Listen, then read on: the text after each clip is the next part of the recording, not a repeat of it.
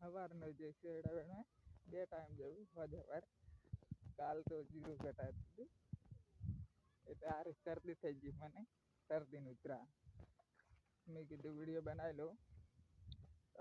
recharge તો પતી ગયું આમ તો વિડીયો બનાવરું આપણે કાલ ને પરમ દી કરી દે રિચાર્જ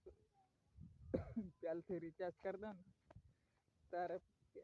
નહીં રહેતું રિચાર્જ રહેતું નહીં મતલબ એમબી પતી જાય છે અને હવે કરી દઉં હું 5-7 વાગ્યા છે